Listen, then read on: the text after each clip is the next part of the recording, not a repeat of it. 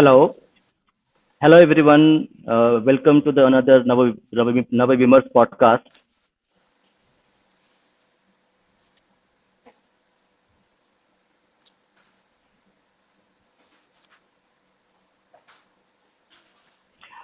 Today we have Mr. Bijeet Prasantha, the author of the book Hindumisia. Hello. Hi. Hi, Namaskar. Can you hear me? Yes, I can hear you. Yeah. Cool. Audience. Yes, I can hear you clearly. Cool. Uh, Bijeet, you need to stop your mic. I think I am hearing an echo from your end.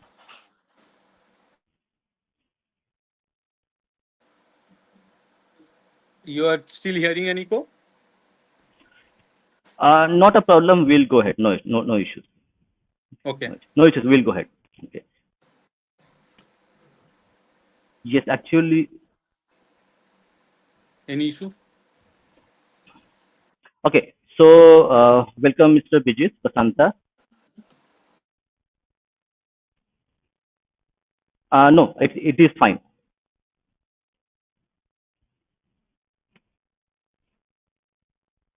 Okay, so I am unmuting myself right now. Is it good? Yeah, I think it is fine now. It is fine Okay. now. Hmm. Okay. So, all good. Audio check. Everything is good. Hmm. So, thank you very much for joining the stream. Yeah. So, Namaste. we will be having, yeah, Namaste, Mr. Bijeet Prasantha. Okay. Today we will be discussing.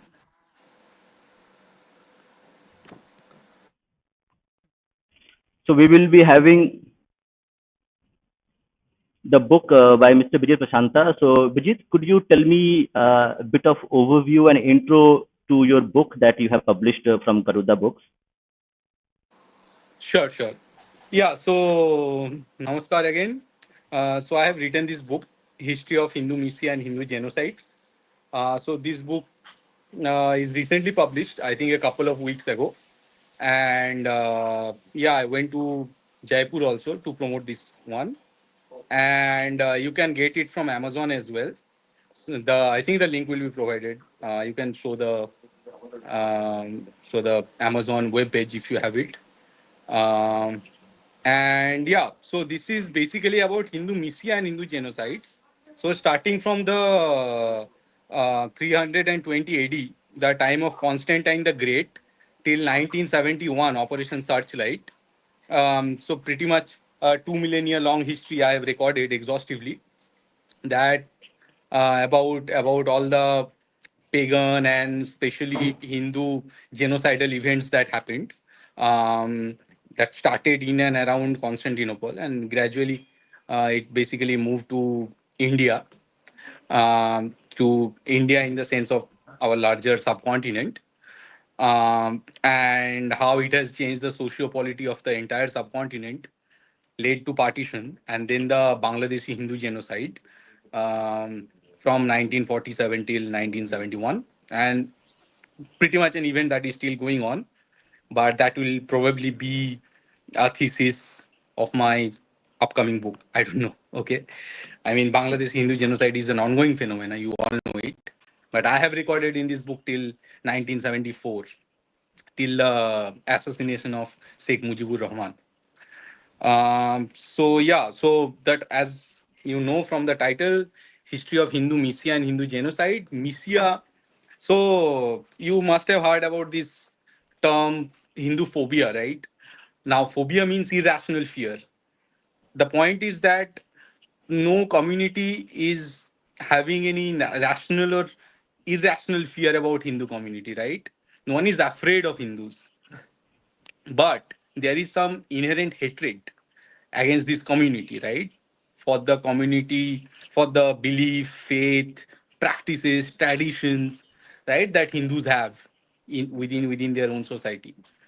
So instead of Hindu phobia, I prefer to use the term Hindumisia, which basically mean Hindu hatred. Misia is hatred, right?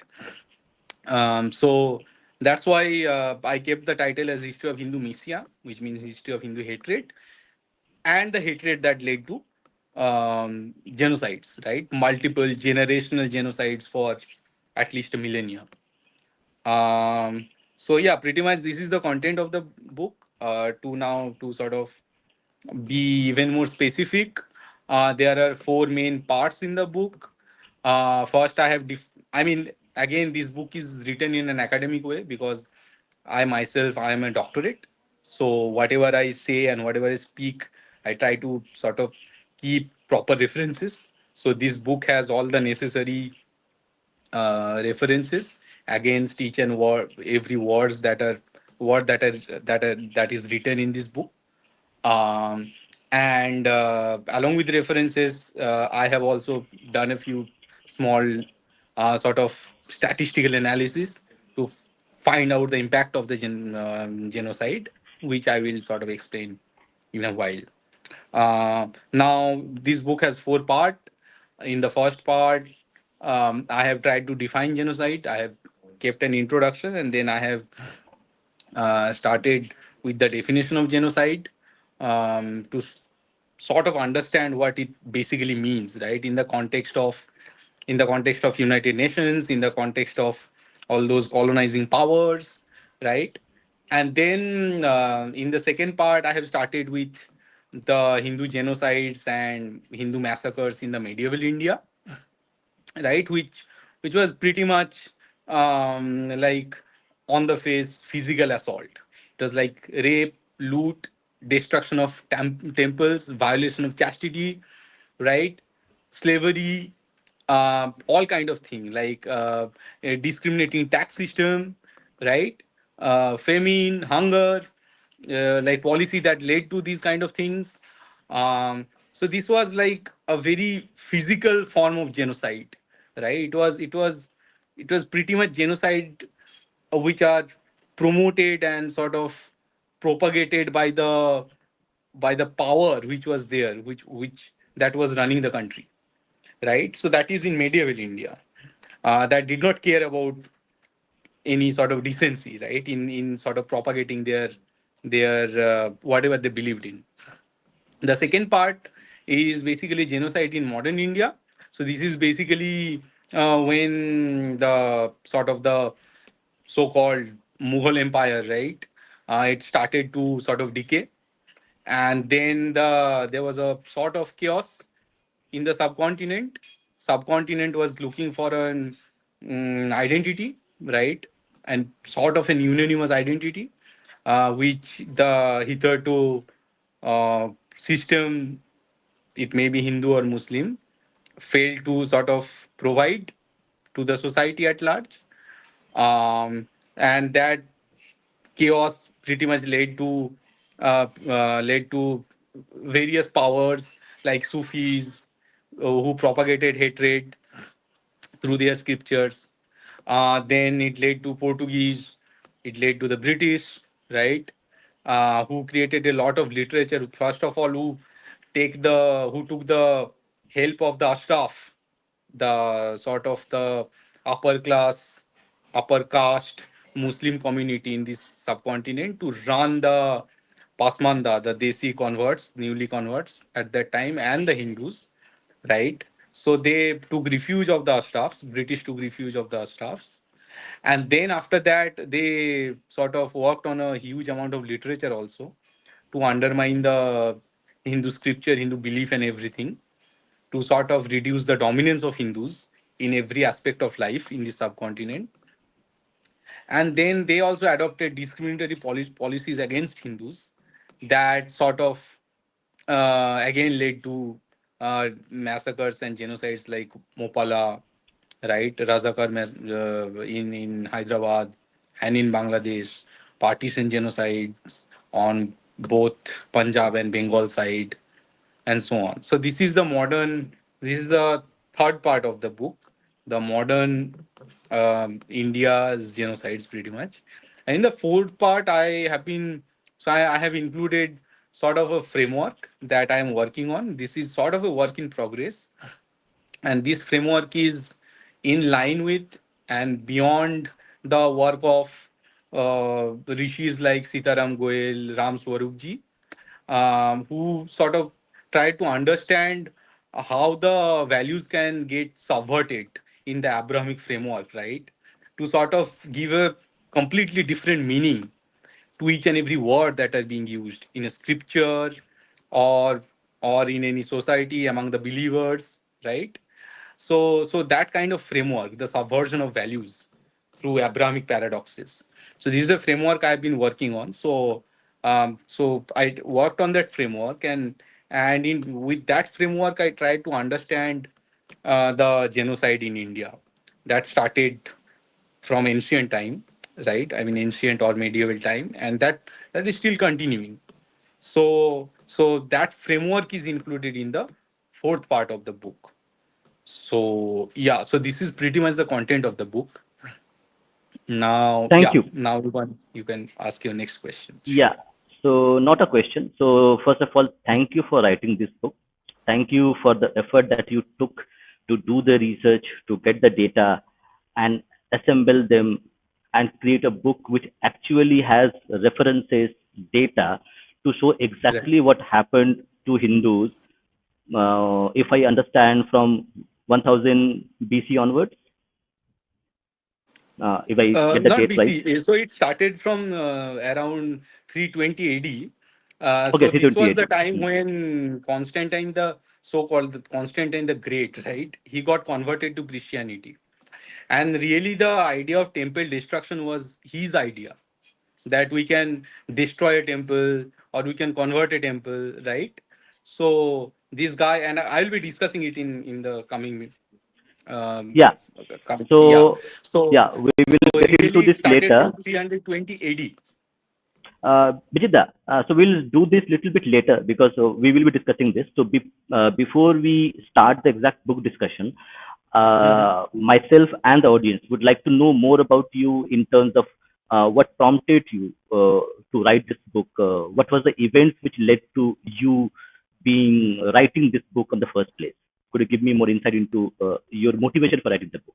Sure, sure. So, sure. So, I'm going to mention my sort of personal journey that led to a decision that I have to write this book, right? Yeah. So, I did my doctorate in theoretical particle physics, and I just got done with my doctorate, and then this was around 2020 or so, and then so I came back to India, and I was just roaming around. Um, so in the weekend, I used to just have like weekend trips to different places, and then I went to this Kailash temple in Ellora, right? And it was actually, it just boggled my mind. Okay, that how this whole thing, because this temple is made of basalt, which is one of the hardest rock in the world, right? And then they made the whole temple sort of upside down. So they first created the apex, and then they gradually sort of built the base, and it took something around, I think, 300 years. So generations of artisans worked on this and engineers, right? Now the part that sort of stuck with me while I was just roaming around and investigating how this could have been done, because I was just this recent doctorate, right? Which had this always this eye of analyzing things even more than what I'm now, right? So what I was just roaming around, and I was checking this temple, and then I saw that this temple has gone through, probably this temple, so in my mind I was pretty sure that this temple has gone through some amount of destruction or desecration and everything, right? Now, because if you see the elephants there are like a number of elephants around that temple, and there are two big elephants by the side, and their trunks were sort of as if they were chopped off, because you cannot just break those trunks just like that. It cannot be a natural phenomena that led to that sort of destruction. And then I asked the local people, and I came to know that it was done by Aurangzeb, right? So it sort of stuck with me. Then around the same time, I was having more and more discussions about the contemporary political situations, the CA and all those things. I started to get like novel views and ideas from my peers.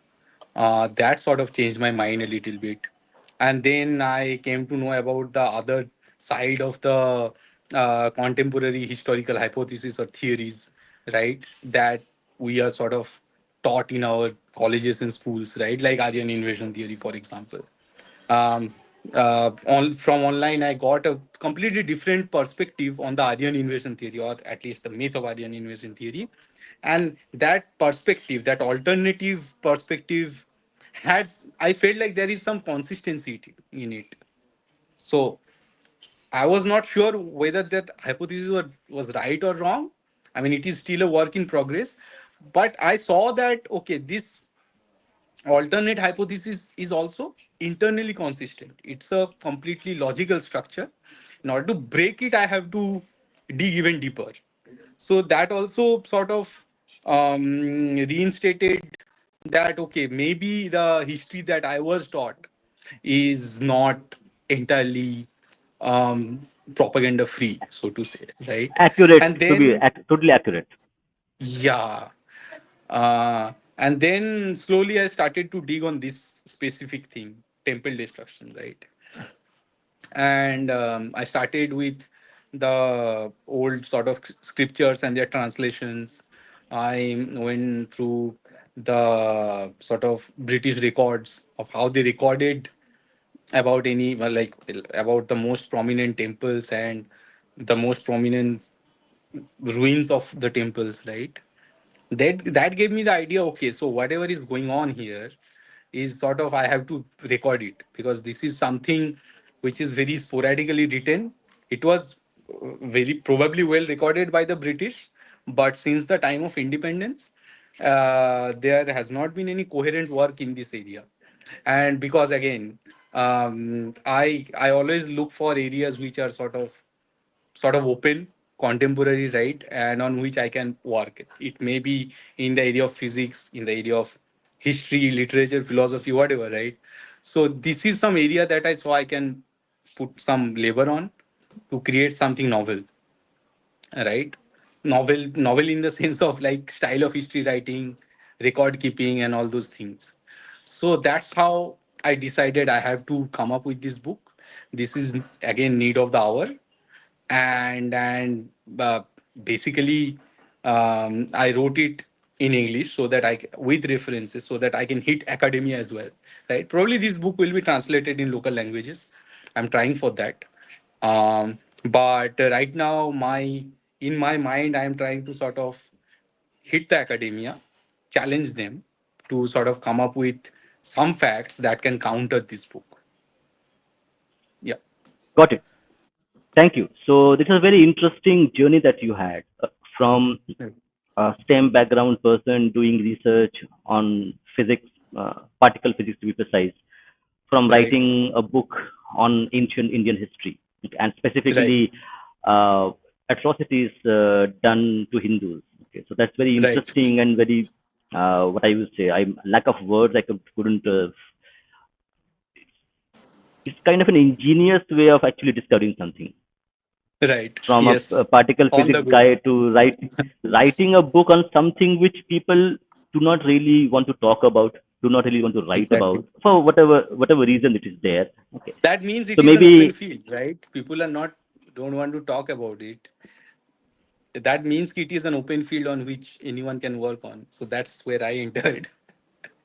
yeah, but the field is fraught with dangers I mean, of agreed. various kinds. But yeah, if you are courageous enough, no one is going to stop you or do anything bad to you.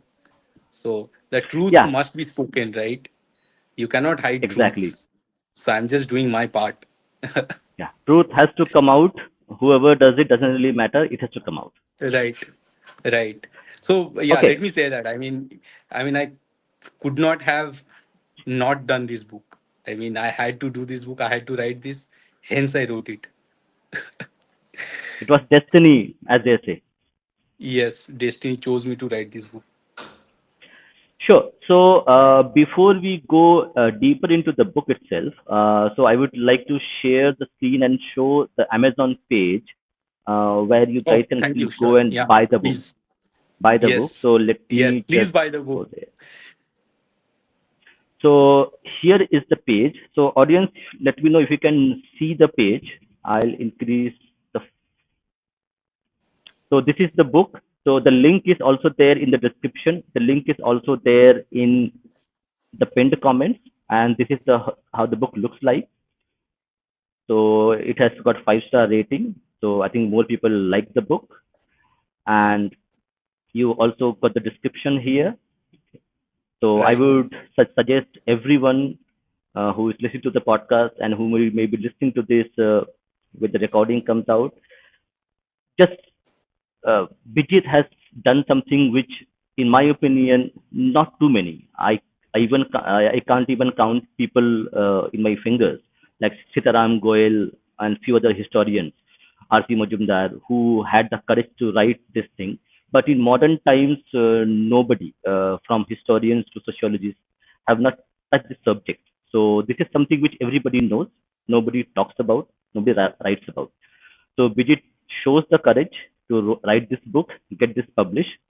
So the best appreciation that we can give to Bijit is to go and read the book, Yeah. buy the book, and also share your reviews on Amazon or any other platform you want to share it. Yeah. Yeah. And yeah, that's the point. I mean, please buy the book because that will make the publisher happy, which means effectively that I can then come up with my second book, which I am already working on.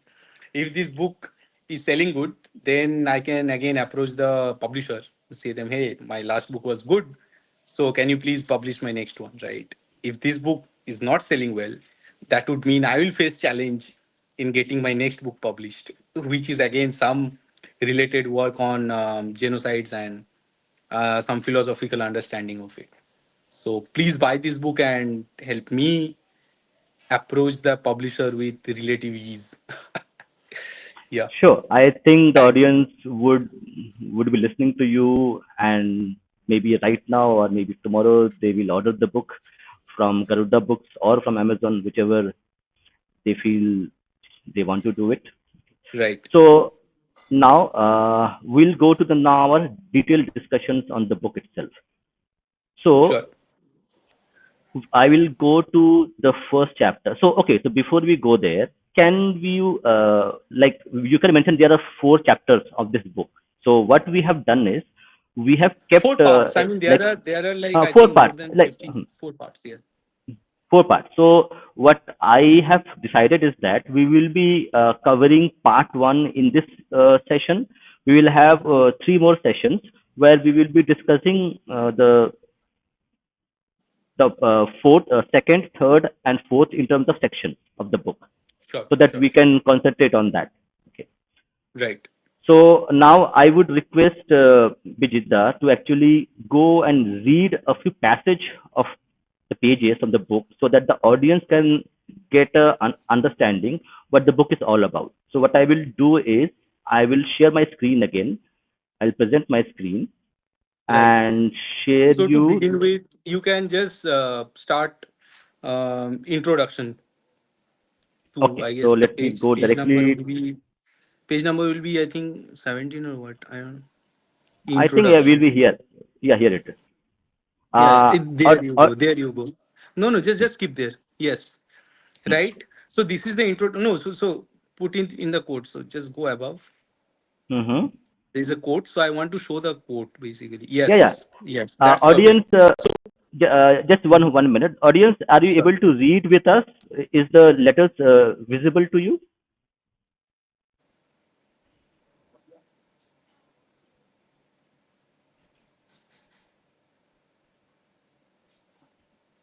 Okay, I think the it is good enough.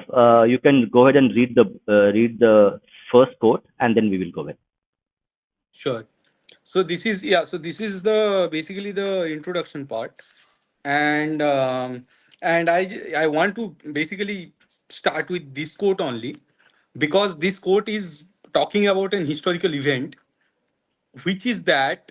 which is basically indicating towards a very harrowing fact that the first mosque in the northern part of Indian subcontinent, right above Vindhya, the Vindhya Parvat. So the first mosque in this so-called North India was constructed with Hindu bones. Okay, so the first mosque of North India was made of Hindu bones. Hindus were killed, their bones were collected, crushed, and mosques were built out of it. That is the first mosque in North India. Just to start with this fact, right?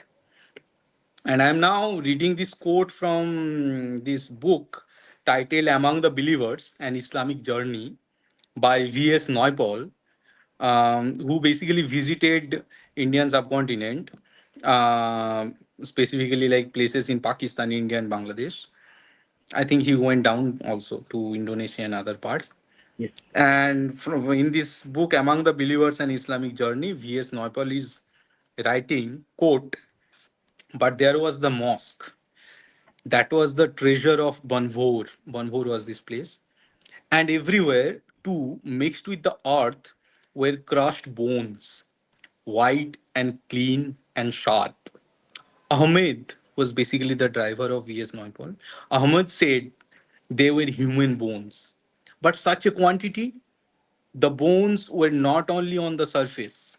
The excavation trenches showed the mixture of bones and earth all the way down. The bones like a kind of building material. Okay. So in this quote, okay, so now I unquote. And in this quotation, he's basically implying to a mosque, the first mosque which was made in Sindh, in Debal, by Muhammad bin Qasim around 714 AD or so. Right. So this is the history of pretty much the advent of Islam in India. Okay. um and yeah, so this is the introduction. This is how I started my book. And then basically, I have sketched out how the thing used to be before the advent of these Abrahamic powers to India, right?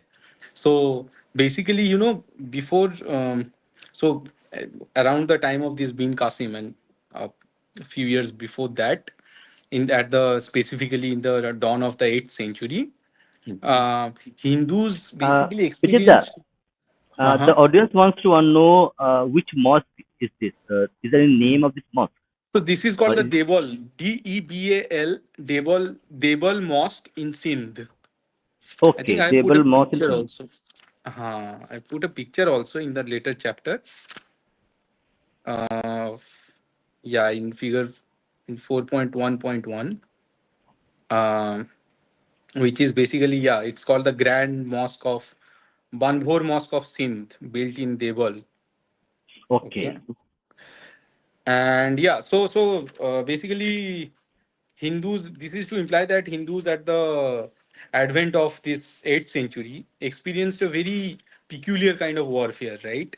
And in this kind of warfare, there was no code of ethics.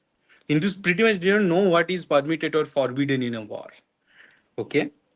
Now we in our culture in India before Islam, we had our own code of war. Okay. And this template of warfare was basically laid out in Arthashastra by Kautilya in around 3rd century BC. Okay.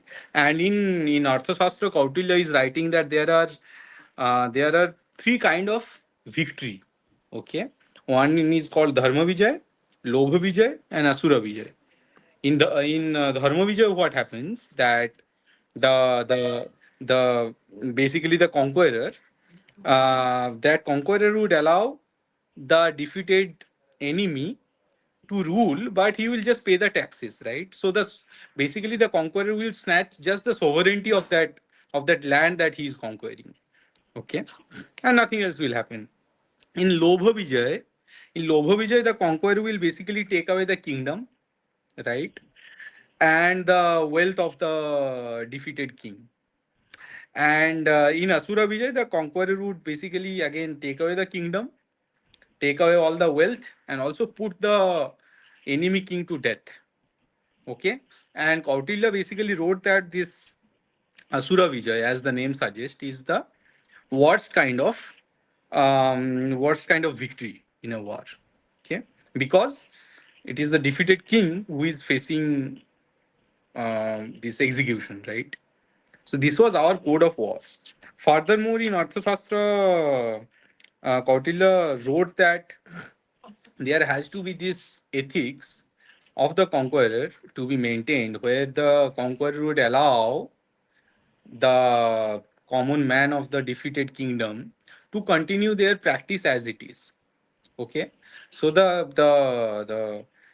conqueror would not interfere in the tradition, customs, faith, belief of the people who are staying in the so-called enemy kingdom, right? Or the new kingdom that he or she has annexed. Now, but the Islamic invasion in India in after 7th century and mainly in the 8th century, it was so brutal and so pervasive that there was a Kashmiri scholar named Ballav Dev, and Ballav Dev is writing that there are other kind of conquests which are far more matlab, far more devilish than Asura Vijay. And Vallabhdev felt the compulsion to extend the definition of Asura Vijay in his own writing. He was a Kashmiri scholar and he sort of had this first hand experience of Islamic invasion. So he felt that he need to redefine Asura Vijay to include far more brutality that can be practiced during a war. Okay, and but the essential problem here is uh, this Vallava's definition of new warfare was again pretty much based on this out and out amount of damage, right? And how much sort of things are spoiled in a war, how much, how many deaths happen. It's basically about defining by just observing the out and out damage in a war, right? But he did not care to sort of define this new kind of Asura Vijay from the matlab the perspective of doctrine. What kind of doctrine, what kind of ideology can sort of persuade a person to wage this kind of total pervasive war?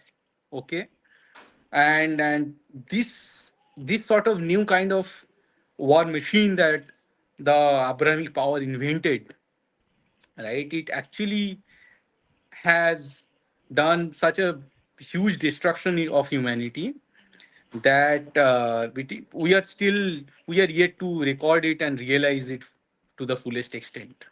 Okay, and again, one of the biggest motivation to write this book, right? And so I would like to also quote here some of the words of Will Durant, who was a very famous historian and philosopher of the 20th century. Uh, And Before we go there, can we just read the introduction for the audience? So, if no, you basically whatever I explained is basically there. okay, It's yeah, okay. yeah, yeah. So in Will Durant is saying Which that page it the is? So I can show the audience itself. So which page? so in my book it is 19, but I think here you right the Will Durant quote. The Mohammedan go down. They go up. No. It was there. It was there. Here it is. Yes, that quote. That quote. Yes. Okay, okay, So, okay. so Will Durant is writing in 20th century that the Mohammedan conquest of India is probably the bloodiest story in history. It is a discouraging tale. For its evident moral is that civilization is a precarious thing whose delicate complex of order and liberty, culture and peace may at any time be overthrown by barbarians. Okay, so no matter how cultural you are, no matter how much liberty you give to your citizen, no matter how peacefully you're running your kingdom, it does not guarantee your perpetual existence. Okay, You can be attacked by any time by any barbarian, and your civilization may any time be at peril. Okay, and most of the time, basically due to some genocidal doctrine that want to kill, that want to first otherize, right? Us and them otherization, and then based on maybe belief faith, because that is the easiest thing to persuade people on, and then based on that otherization doctrine, you can pretty much wage a genocidal war and kill a million people, right? So yeah, so that's basically the introduction, which is on laying out the template that okay, Correct. Vallav Dev did not write about the doctrine. I am going to tell you the out and out damage like Vallav did, and in the fourth part, I will also analyze the doctrine, the main doctrines behind these kind of genocides. Okay. Right. So would you like to go to the doctrine directly, or you Right. like to share? So genocide, right? Yeah. So that is the next part. If you go to the next page. Yeah, I am just going there. Just give Sure, me. sure. Yeah. Yes. Go ahead. Right. So basically now we know that like these kind of, would you call it warfare? I mean, warfare is a war that has some codes and some Rules. ethics and Some everything. rules. Right. But then we know that these kind of quote unquote warfare did not have any rule or any codes or any ethics. Right. It was something, some sort of an invasion or some sort of a unrest situation that killed a lot of people. Right. So let's introduce the term here, which is called genocide. Right. So what is genocide? So genocide is a word which was pretty much unknown before World War II. Okay, and this is said by Winston Churchill, that it is a crime that does not have a name. And this word genocide was first coined by this guy Raphael Lemkin in 1943 or 44, who himself was a Polish Jewish jurist who escaped from this Nazi occupied Europe, I think in 1941, in and around 1941. Yeah, around 1941. And then came to United States, and he coined the term genocide in order to explain what is going on in that contemporary time in the Nazi Europe, with specifically with the Jews, right? And so this word genocide is comprised of two basically words: genos, which basically means race, and then side, which means killing. So in short, it is killing of a race, right? And then Lemkin goes on, and I would like to quote him here, that it, which means genocide, is intended rather to signify a coordinate plan of different actions aiming at the destruction of essential foundation of the life of national groups, with the aim of annihilating the groups themselves. Okay. And then he goes on, the objectives of such a plan would be disintegration of political and social institutions of culture, language, national feelings, religion, and the economic existence of national groups, and the destruction of the personal security, liberty, health, dignity, and even the lives of the individuals belonging to such groups. Right. So genocide has two phases: destruction of any national pattern, right, that is prevalent in that group who are being oppressed. And the second part is, once the national pattern, the national culture is destroyed, then comes the imposition of the national pattern of the oppressor. Right. So it includes first the complete eradication of the native culture, and then the imposition of the foreign culture on the people of the native land. Right. And yeah, so basically, we can argue here whether mass killings is a definitional attribute of genocide, because genocide can happen even in the peace time also. Okay. But then, in my opinion, the essential, undeniable requirement of genocide is this us versus them otherization, right? And this us versus them sort of otherization doctrine there is a very specific sort of group or ideologies rather, who are expert in this kind of otherization. That is the Abrahamic ideologies, right? And so basically, Abrahamic ideologies does this us and them otherization through contempt and collective defamations, stereotypes, and derogatory metaphors, right? Like it portrays the unbelievers in a specific faith as insects, animals, dungers, dirty, najis, wrongdoers, zalim, dog, kutta, swine, evil, Satan, kafir. And in this, through the use of these kind of metaphors or these kind of words and jargons, right? The Abrahamic ideologies, what they do, they basically subhumanize the group they want to attack, right? And then once the otherized group is subhumanized, then it becomes an obligation of the believers, right? Abrahamic believers, to sort of save these oppressed groups, quote unquote, save from this eternal hell, right?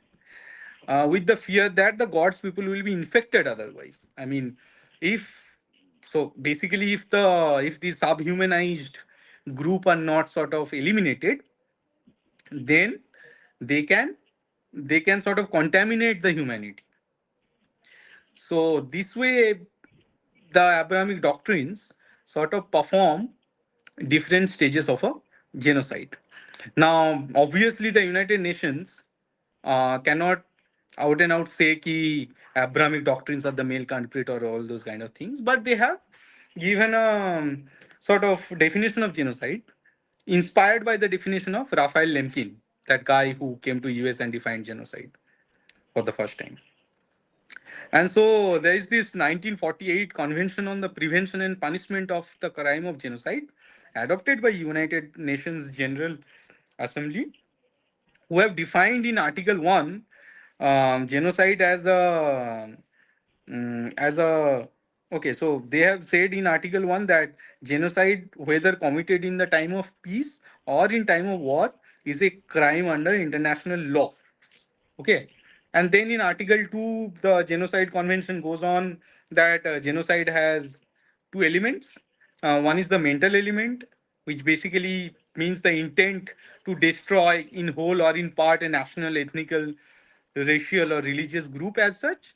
And then genocide has a physical element, which includes the killing the members of that specific oppressed group, causing serious bodily or mental harm, deliberately inflicting on the group conditions of life calculated to bring about physical destruction, imposing measures intended to prevent births within the group, which was, I think, done in the during the time of Congress in 1970s, I guess.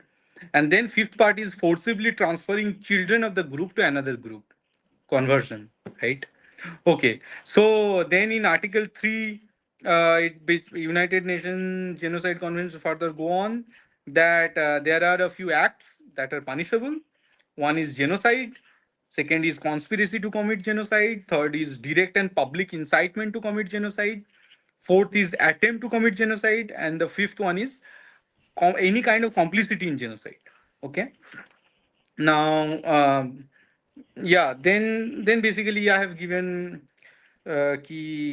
I've given a review of this part, but then I would like to go to the next page where basically I am trying to ask myself whether all these colonizing conquests, right? We know that India has gone through 1,000 years of colonization, right? Some part of that, some remnant of these colonizing attributes are still there in our administration and judiciary and Uh, society, right? Not small, And but a lot. and so I'm asking right now whether all these colonizing conquests, they are gentrification or genocide. Gentrification is like, again, it is a very dehumanizing term. It basically says we have to clean up this part of the society, we have to gentrify this part of the society or this colony or anything. So whether it is gentrification or it is outright a genocide. Now, in colonizing conquests, there are three. dominant narratives, right? One is the vacuum domicilium or empty dwelling, which basically says that no matter whether you are a native of a land, that land does not belong to you. Okay, if someone comes from outside, put some amount of labor or create a law to basically grab the land, it becomes their land. Okay, so that is the vacuum domicilium. And I have one interjection to that. Let sure, me sure. play the devil's advocate. Okay. Mhm. So, as per conventional history, correct. So, you have people coming in from another region and come and settle, and they again these people go to another place, come and settle. Okay. So, how do you then define like who are the original inhabitor people who inhabit this land? It's difficult, correct? Because people are moving, like so populations move from one region to another region for maybe weather conditions, floods, rivers courses being diverted, rivers drying out. So it happens. So then, how would you Right. define in? Is that is the point, right? I mean, whether it is gentrification or is it some sort of assimilation or it is genocide, right? So, I mean, obviously, if someone is moving to an empty land and sort of start to live in that land, that is not a genocide, right? That is Hmm, settlement or resettlement. hmm. Now, let's extend your question to a situation where a new group of people are coming, having a Could you clash. tell me the page number so that we can follow it? Because No, your no, pages I'm and just the hmm. I'm just responding to your question, right? Okay, okay, okay. Yeah, yeah. So basically, now the second situation is okay. A group of people are coming to some land, and where some native are living already, and then capture that land. Okay, enforce their own convenient law, kill a bunch of native people because they are subhuman again, because they are not the follower of that specific colonizing power. Maintain a sort of a parallel supremacist attitude altogether, right? And does not care to assimilate, right? So it is a power that does not have the power to assimilate, but it has this power of sort of enforcing their own way of running a system, right? Now that can lead to genocide, right? It is a clash with the colonizing power or whatever the new power who invaded a land is not sort of ready to adjust at all. So that will lead to clash. And because here the colonizing power does not have any respect for the native people, I would hold the power who have invaded as the power or the faction who is responsible for the genocide or who is responsible for the clashes that are going on.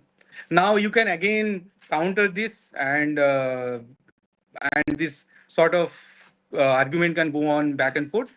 But in order to sort of pinpoint where exactly the wrongdoings are happening or where exactly the ideologies can be blamed for engendering these kind of attitude, I am working on a next book where I'm sort of trying to answer it from a morality perspective, where I'm trying to show that okay, there are different kind of moralities like spontaneous morality and then intention morality. Intention morality is basically a part of a morality which has a predetermined intention to sort of commit an action, while spontaneous morality engenders like emotions and actions which are spontaneous, which does not have an inherent propaganda in it. And your question can be answered in the socio-political aspect. And if you try to go deep enough, obviously it has a philosophical overtone to it. Yes. Yes. So because whatever I have read and understood that like post-industrial age or pre-industrial age, okay, this becomes a kind of a land dispute. In the post-industrial age, let's say you see Native Americans in USA, okay, or in Canada. So people from European descent came to the North American continent, conquered it, okay, and the native people were say massacre or in thousands and millions they were died Right. for the Right. yeah. But end of the day it became a land dispute that okay, I own this land because I am here first, so I will have the first priority to this land. So that's what my context was to, because in modern age we are not talking about why did you conquer, what happened. I am here first. This is my land. So that's how the legal terminology goes, even in UN as well. So that's what my question Right, was, right. like So, the context to. the point is the colonizing power sort of attack this viewpoint with this exact doctrine of vacuum domicilium, right? So the any like the British, right? They were saying that hey, you know what? I mean, uh, basically, I have come here, right? I have put some amount of labor in sort of creating some society or something, right? In sort of industrializing this part of the continent. I have sort of discovered this land, quote unquote, because this land was not known to so-called the main powers in Europe. So this land is my quote unquote discovery, and then because I put some labor, so that has an sort of utility. And from this utilitarian perspective, they sort of challenge the assumption that it is the native land, right? They say that because I put some amount of labor and time in creating something on this land belongs to me, right? And this doctrine of vacuum domicilium is actually still being practiced in our own land. For example, Article 25 to 30, right, in Indian Constitution, if I remember correctly, where they have given some right to the minorities to protect their institution and to run their institution. Why? Because those institutions are built on this that specific land, so that land belong to the specific community and not to the government, right? So it is just like creating a parallel state within a independent sovereign state itself. So yeah, I mean this is the way, this is the doctrine, this is the argument any colonizing power use in order to sort of dominate any part of a society, right? Or any part of a nation. Yes. So I am actually right now presenting the page where it reads, who controls the past, controls the future, who controls the present, controls the past. So that No, you that is mentioned. from the previous. That is from the previous section, right? Yes. No, no, no, no. But your like correct the way you mentioned regarding the article that you mentioned in the Indian Huh. Constitution, Right. Right. where so your specific argument is here actually getting what do you say, a sanction that if you control the past, you control the present. If you control the present, you control the past. Right. But that is in the context of what whitewashing a genocide. Um. So Even here, basically, I am. not even a genocide, not even a genocide. So as you mentioned, correct, that like these lands were belong to a few minorities and they were there. So now the government doesn't have any power over them, so they run their Right. own So affairs. no, I get what you're saying. So Hmm. and that is true in the context of India also. For example, Hmm. now we are arguing that acha, India is the native land of us. Hmm. So there should not be the over dominance of any Abrahamic power and all these kind of things, right? But then, in order to justify the Christian supremacy over this land, what Christians are saying is that okay, Adam was born in Sri Lanka. There is this bridge, which is basically the Ram Setu. There is this bridge called Adam's Bridge, and using this bridge, Adam came from Sri Lanka to India, right? And that is like a stupid argument to start with, because there is no such evidence in any kind of Christian scripture written in the initial days where Christianity was taking shape. Nevertheless, once they sort of uh, by hook or by crook, if they are able to sort of dominate this land and kill pretty much Hindus of this land or convert them, they are going to use that sort of narrative, right? Why? To control the past that they can use to control the future of India, right? So this is a typical sort of whitewashing that can happen once the genocide is complete, right? In India, genocide is an ongoing process. There are a few billion Hindus still left. So once they're converted or killed or something happens, then the Adams Bridge will come into picture, replacing the idea uh, or the story or our reality of Ram Setu, right? Got it. So, okay, so let's go to the next phase of our conversation. So, what else you would like to discuss? Aja, so this was basically the part one, right? Hmm. And the next part is our uh, the next part is part two again, which is the Hindu genocides in medieval India. Hmm. Uh, Now, what we can halt here and come back Hmm. maybe next week or so to discuss the second Hmm. part, Hmm. because I think that can be a good stopping point. Hmm. Correct. And then we can come anytime, sometime during the week or during the weekend, Hmm. to start our part two of this book. Correct. Correct. So that's not a bad idea. So we have few questions from the audience. Okay. Sure. So maybe we can take a few questions from the audience. So I'm just going through the chat. Yeah.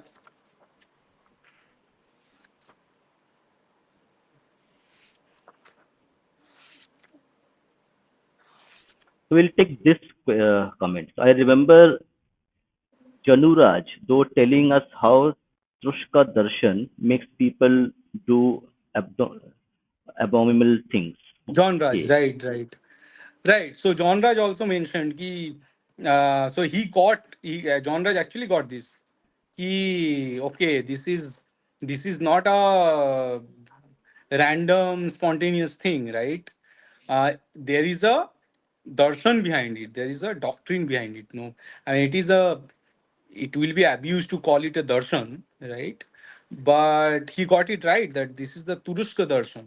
It's coming from Turusk, Turkey, right? Turkey. These people from Turkey, uh, and basically said that okay, these guys are actually inhuman, and their darshan is also inhuman. So John Raj got it actually right. I But I have this a counter this question this to this. vision of this vision of John Raj have been missing in our Hindu societies so far by large, right?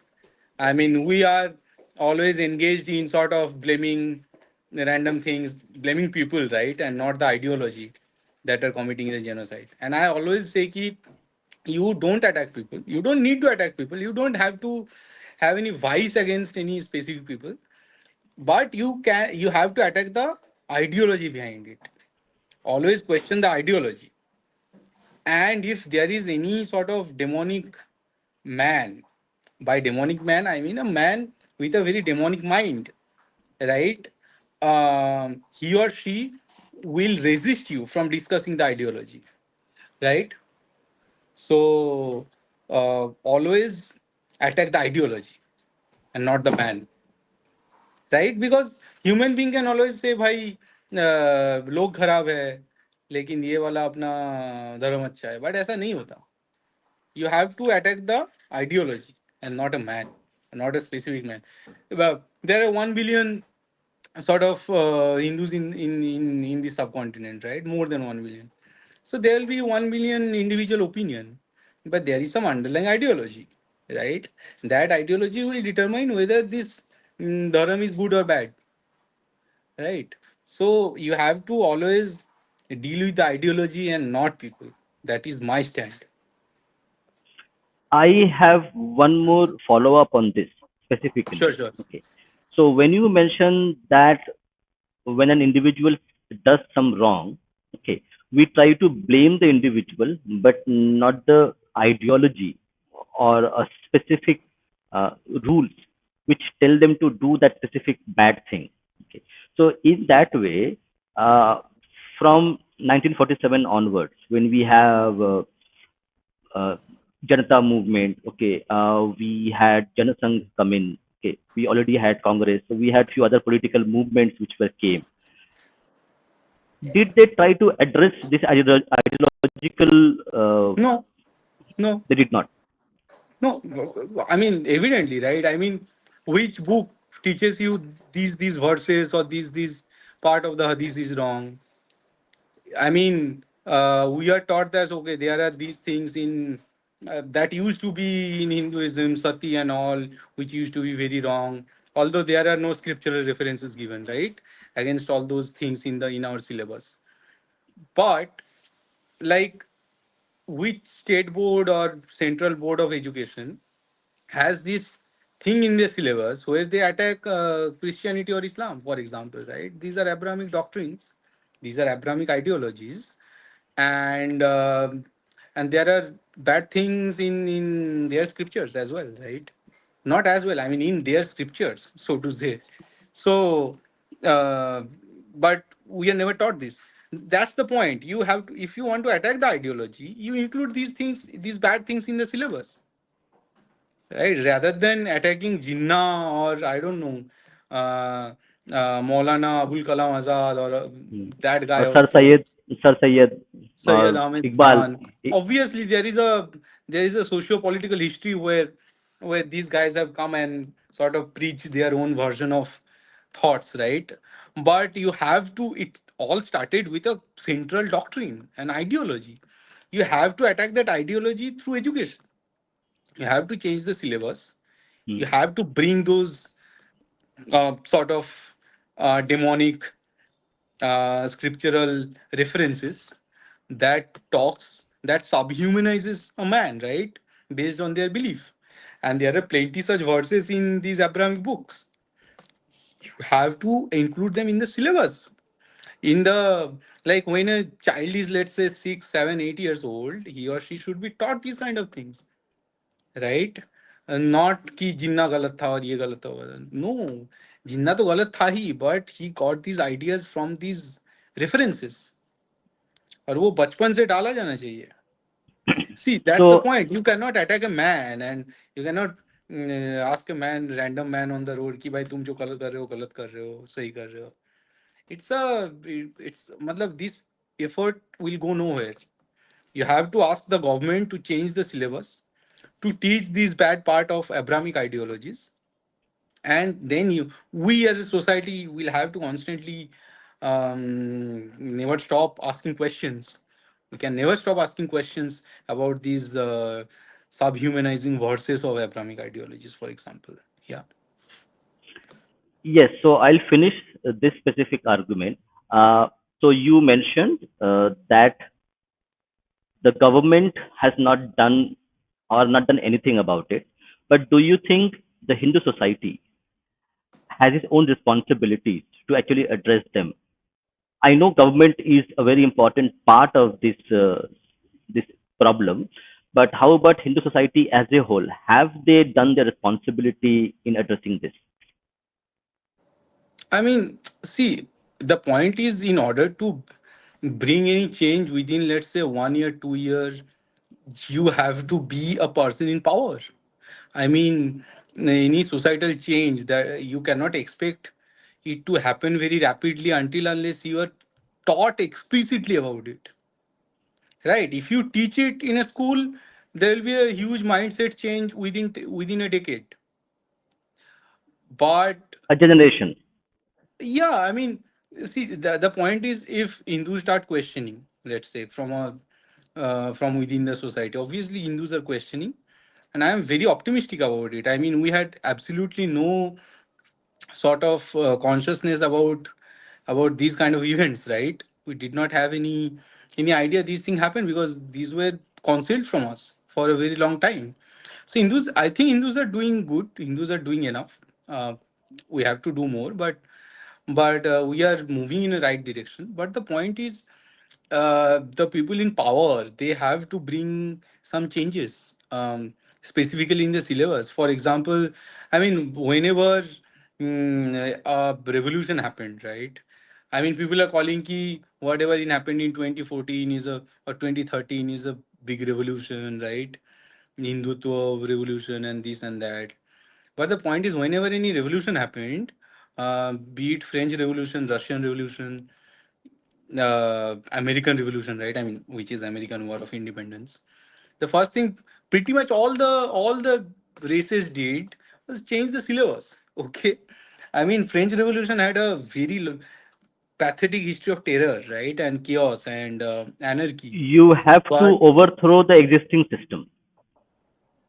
I mean, that's a very big thing to say, right? No, no, But why don't you? overthrow means not physically, but in terms of ideologically. Yeah, but the first step towards doing that, towards making that correction, is changing the syllabus. Okay, you have to have a very consistent standpoint from which you are going to sort of judge these things: history, geography, right? Literature. So, in order to awaken people, you have to change the syllabus. You have to say that these bad things happened. Okay, there is this 1,000 years of genocide, but as a government, we are taking some responsibility towards it. Acha, on that note, I was also thinking of basically doing a petition, uh, and that petition will basically will be about requesting the central government to sort of do a few things to Hindus. First of all, acknowledge Hindu genocides and sort of ask for apology. So I'm saying that Indian state, because it is the same state essentially that continued from, because what happened was transfer of power and not some independence or anything, right? So Indian state will ask for apology before Hindus कि genocide has happened and Indian state is apologetic about it, and then implement some policies to reverse the genocides, right? I mean, for example, again, through changing the syllabus, putting it in the right direction, not lying to people through education, right, through syllabus. uh, Second thing is sort of implement policies. For example, any scholarship, scholarship and sort of PhD fellowships in universities that will deal with this topic of Hindu genocide. Okay. Thirdly, if they are doing any social schemes, for example, right, ये जो चल रहा है जन धन योजना या फिर क्या चलता है Hunar Haat, random things this government is running, right? Give it a genocidal overtone ki, for example, okay, these sectors of this Hindu community, so called the Sanatani community, right? Hindu, Sikh, Buddhist, Jain, they will be given this much money or this much sort of wealth funding from the government in order to, let's say, rebuild some temple. So it is not like कि सब जगह मंदिर के ऊपर मस्जिद बना दिया है, right? There are a few ruins which are just standing there. मतलब there is a temple in Maharashtra. I think it's called. It is even more like grand than our existing Khajuraho temple. I forgot the name. Vijay Mandal temple, as far as I remember. Vijay Mandal temple was a very big temple, okay? That was demolished eventually by Aurangzeb. I mean, various invaders demolished it, but eventually it was completed by Aurangzeb. Now there is no mosque on top of it. So you bring back the grandeur of the old temple, right? Because it's a genocide that happened, Indian state need to compensate for it. So there are various temples in ruins, just in ruins without any mosque or anything. You rebuild those temples, you give funding to Hindu community to rebuild those temples, okay, to start social schemes, because genocide happened and that have destroyed a lot of art and architecture and a lot of traditions, right? To rejuvenate those traditions, you start scholarships, right? You pay Hindus to go for Tirtha Yatra, right? If you can give Hajj subsidy, you can also give Tirtha Yatra to a rickshawala in Kolkata to go to Ayodhya Ram temple, right? So bringing this genocidal sort of perspective to the policies will do a few things. One, it will reawaken Hindus. It will reunite Hindus. Because ये जो obviously मतलब since the British era, what have been done is कि Hindu community have been perpetually divided, right, through policies, and the state has perpetually united the Muslim community through policies. Now, if you bring this genocidal sort of narrative in the politics, it will unite the Hindu communities, everyone pretty much, Hindu, Sikh, Buddhist, Jain, right? Whoever is there, it will unite the native people of India. Yeah, the dharmic Uh, fold, we say. the dharmic fold, yes. And ये जो क्या क्या था, बटेंगे तो कटेंगे, right, for हाँ, example. बटेंगे तो, yeah. So it's a E- genocidal perspective. even It is. even I am wearing a T-shirt called Reclaim Our Temple, so I am with you. अच्छा, हाँ, exactly. So reclaim the temples, give scholarships, क्योंकि बगल में दो बंदे बैठे हैं, right? मान लो कि उसको उस पे ये चल रहा है कि अच्छा, he is from different caste and something else, he gets some scheme and the other guy doesn't get it.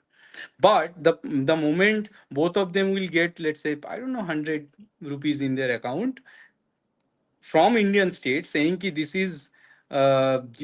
is coming through genocide reversal scheme.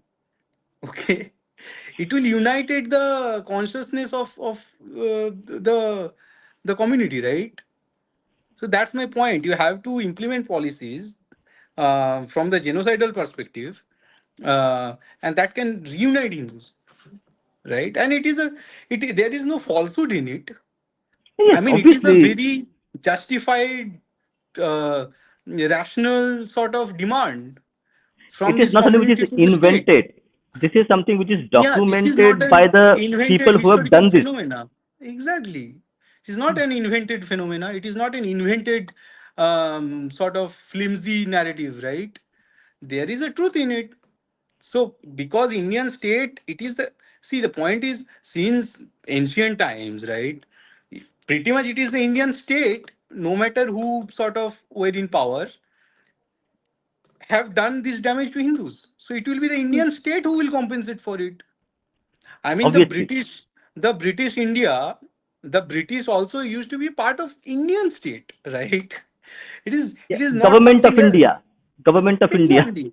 It was not British government of Queen. India. Yes, it was government of India.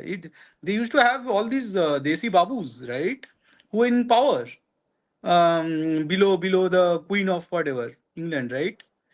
I mean, so because it is the Indian state that have committed genocide, it will be the Indian state who will ask for apology first.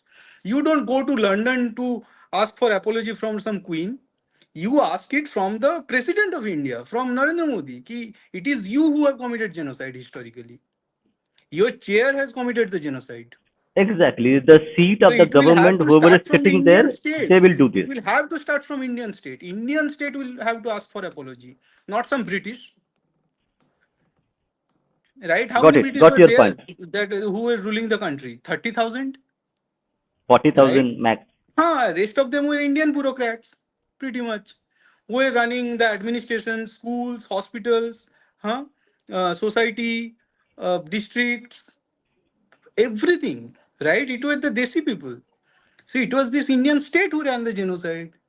So it will be Indian state who will ask for apology before Got any it. queen or anyone else. Yes. Got it. So we have one more question. So Sanatan Shashwat asks, how many temples the author has visited and which temples devastation has saddened him regarding its cultural history and heritage? Acha, yeah. See, it actually depends on the on how much is being discussed about the temple also, right? I mean, when I went to this Kashi Vishwanath temple, right, there was this mosque, right, before me, right, and I could not look at it. You won't believe it. I mean, see, I went to this Kashi Vishwanath temple with this as a devotee, right?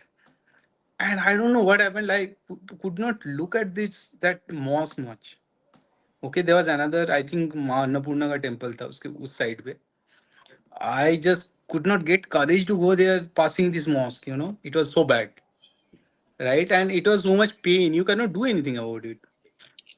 I mean, what? I will stand there and call for a total revolution, Sampurn Kranti. No, I cannot do that, right? I mean, I am not that powerful. So I'm feeling very weak. Okay. And so that was one. But yes, the Kailash temple in Ellora is such a beautiful temple, completely destroyed and vandalized. Not completely destroyed, but it was mostly vandalized. Um, then I saw the in Rajasthan, in Kumbhalgarh and Chittorgarh, there's so many temples which are pretty much running in bad conditions and are facing sort of decay. But brilliant, such good and great grand temples were there in Rajasthan. It bothered me a lot. I went to Kanchipuram. In Kanchipuram, you have these big temples, and before pretty much all temples, you have either a mosque or a church or different things, and that bothered me a lot. Uh, yeah, a few places in Goa, right? So last time I went to Goa with this perspective of a historian, right? Not as a young guy who will party at Goa. So I just went to Goa with this thinking at the back of my mind. I will visit these places, and it was again it bothered me a lot. Um, yeah, pretty much these are the places.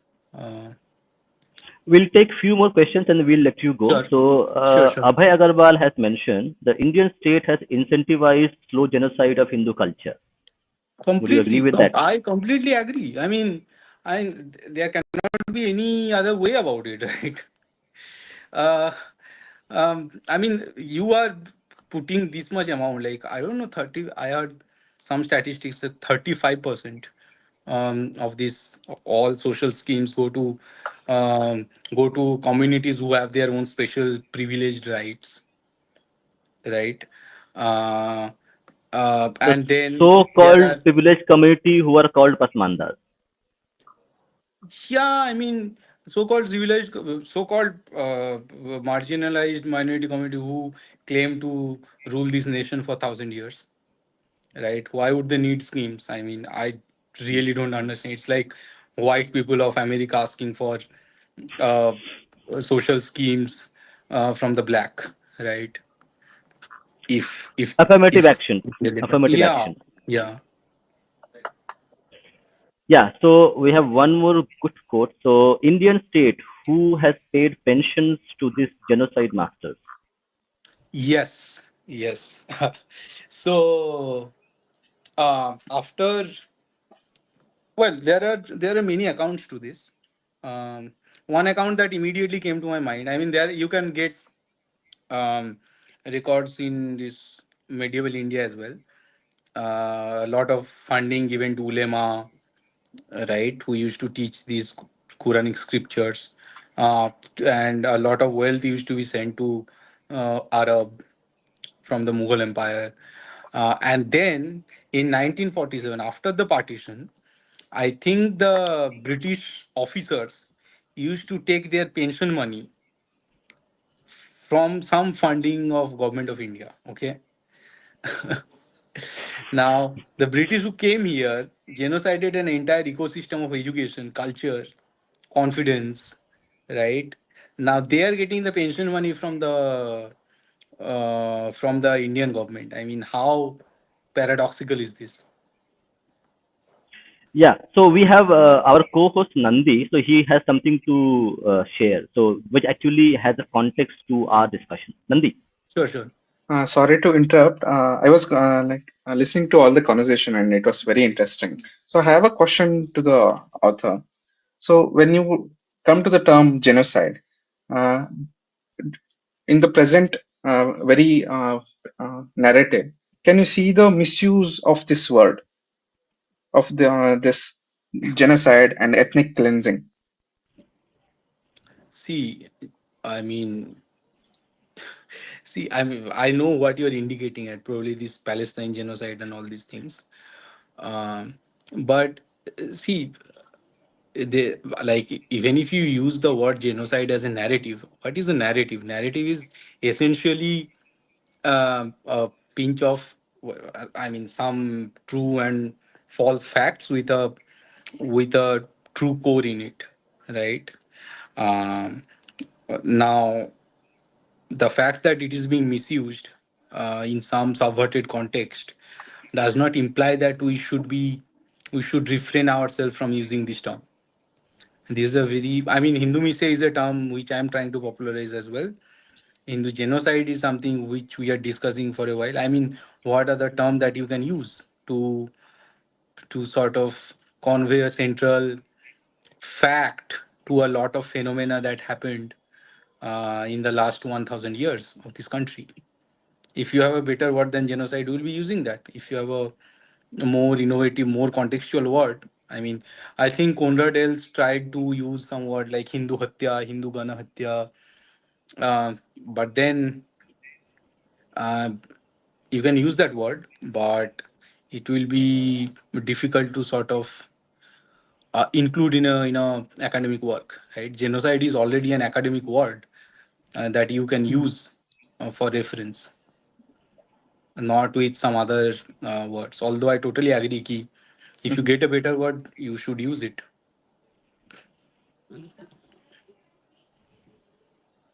Yanandi, you have anything else to ask? So I just wanted to discuss this. So it's not Hmm. only in India. There is a huge Hindu diaspora across the world that are taken out during the indentured labor phase post slavery, and Hmm. even during our own immigration phase. And there are Right. lots of Hindus across the world who is part of the diaspora, and they have their Right. own sacred spaces which are being attacked. Right. We should also focus on this, and where they are minority as well. See, that's the point. I mean, you have to awaken this community with the right education. When the Indian state itself is a genocide denier, how would you convince your neighbor that this is a reality that happened? Right?